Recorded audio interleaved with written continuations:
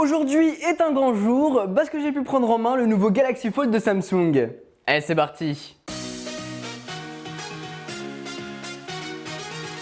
Ce Galaxy Fold, on a pu en parler à Londres lors du lancement, à Barcelone lors de l'annonce de son concurrent direct, le Mate X de Huawei. Mais par rapport à celui-ci, le Galaxy Fold est là entre mes mains. Enfin, pas réellement entre mes mains là maintenant, mais j'ai pu le prendre en main pendant une bonne heure pour vous donner mes impressions dessus. Déjà, on sent qu'on est là sur un smartphone atypique. Normal, c'est un smartphone pliable, mais au-delà d'être atypique, c'est un smartphone qui inspire confiance. C'est pas comme si Samsung nous mettait un prototype entre les mains, pas du tout. On a vraiment l'impression que le produit sortira demain en boutique.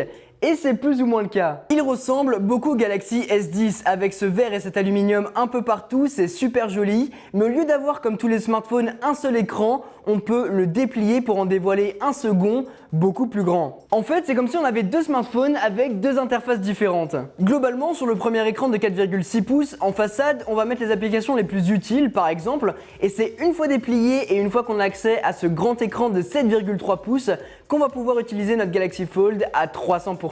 C'est un peu ce que j'ai ressenti. Après, ce qui me dérangeait vraiment là-dedans, c'est qu'on se retrouve sur la face avant avec un petit écran avec de belles bordures. Mais je dois dire que même en une heure de temps, on s'y habitue, ce sera parfait pour pouvoir écrire des messages, regarder son fil d'actualité Twitter, répondre à des appels. Il faudra réapprendre à utiliser un plus petit format, comme on avait sur l'iPhone 5 par exemple ou l'iPhone SE, mais si jamais ça vous fait chier, vous avez juste à l'ouvrir. Et ce qui est fou, c'est que grâce à la fonction Continuity, on va pouvoir ouvrir une application sur le premier écran et continuer ce qu'on était en train de faire sans interruption sur le plus grand écran. Apparemment, ça fonctionnerait très bien avec les applications Samsung native et Google, et ce sera, j'imagine, aux développeurs d'adapter leur application pour les deux formats. Sinon, pour l'instant, il me semble bien que lorsqu'on ouvrira une application sur le premier écran, elle devra être relancée quand on l'ouvrira, quand on dépliera le téléphone. Une fois ouvert, vous la voyez bien évidemment, la pliure. On la sent, on la voit, mais dépendamment d'où vous vous tenez par rapport au Galaxy Fold, eh bien vous vous en rendez compte ou pas. Quand on est en face, on la voit pas du tout, même on l'oublie, et c'est par contre quand on se met sur le côté,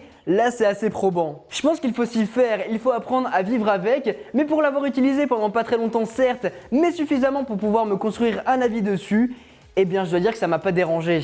L'écran quant à lui est sublime. Regardez du contenu sur une tablette finalement de 7,3 pouces en POLED, en plastique OLED, eh bien ça a un confort pas possible. Et encore une fois, on oublie la pliure au milieu, on ne la voit pas, on profite de notre vidéo, de notre jeu. C'est tellement confortable d'avoir un si grand écran qu'on peut tout faire. Et même l'encoche avec les caméras sur le haut ne m'a pas tant dérangé que ça, j'en avais d'ailleurs parlé dans ma première vidéo dessus, mais là en utilisation, si ce n'est pour choper le centre de notification, ça m'a pas dérangé. Et puis vu que c'est un grand écran, on va vraiment pouvoir utiliser la fonction multitâche à 300% et séparer l'écran en deux pour utiliser plusieurs applications simultanées.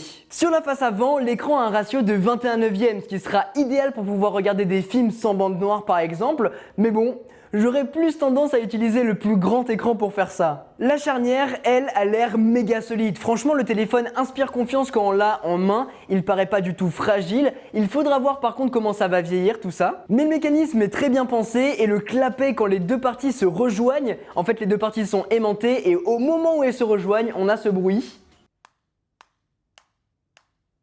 Oh là là, c'est tellement satisfaisant. Ce qui peut être un souci par contre, c'est qu'une fois rassemblés, les deux écrans ne se touchent pas et on a un gap entre les deux.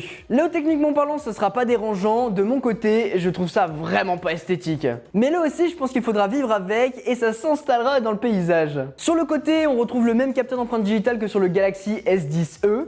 Ultra rapide. On aura aussi 6 capteurs photo, un premier sur la face avant, 2 à l'intérieur et 3 au dos. Pour ce qui est de la qualité, c'est exactement la même que sur le Galaxy S10 Plus, donc excellente là aussi, entre l'ultra grand angle, le grand angle et le zoom. Et puis l'aperçu en grand format, c'est vraiment canon. 4380 mAh pour ce qui est de la batterie, il faudra tester ça parce que vu qu'on a deux écrans, et bah ça sera quand même assez énergivore. Et finalement, vous aurez 12 Go de RAM pour 512 Go de stockage interne pour un prix de 2020 €, sachant que dans le packaging, on aura aussi des Galaxy Buds intégrés.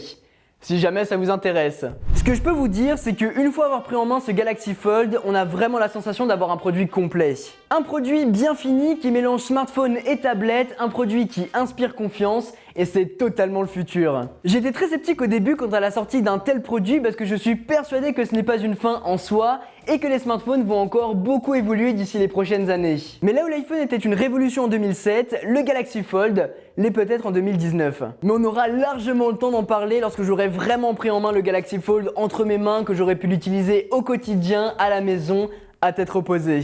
Après, à l'heure où je tourne cette vidéo, il y a déjà des Américains qui ont pu prendre en main le Fold pendant plusieurs jours maintenant et il y a déjà des problèmes quant à l'écran. En fait, dessus, il y a une sorte de revêtement plastique qui ressemble à un film plastique mais ce n'en est pas. Donc en fait, si on l'enlève ou s'il se décolle, et bah l'écran est dead, il est inutilisable. Mis à part ça, j'ai vraiment très hâte de voir comment un tel produit va évoluer, comment vous allez l'accueillir par exemple, parce que c'est quand même assez inédit. Voilà en tout cas les amis pour cette vidéo, j'espère vraiment qu'elle vous a plu. N'hésitez pas à me partager votre avis dans les commentaires pour savoir si vraiment ce Galaxy Fold de Samsung vous intéresse, si vous trouvez ça inutile, innovant, qu'est-ce qui pourrait être vu. J'ai vraiment hâte de pouvoir vous lire et si jamais ça vous intéresse, le smartphone sera disponible aux alentours du 3 mai je crois. Je vous mettrai tous les liens dont vous aurez besoin en description. En tout cas, si cette vidéo vous a plu, n'oubliez pas de mettre un gros pouce bleu et de vous abonner si ce n'est pas déjà fait. Et si vous voulez pas manquer toutes mes prochaines vidéos sur les Galaxy Fold et sur tout ce qui va suivre. Sur ce, c'était Quentin, passez tous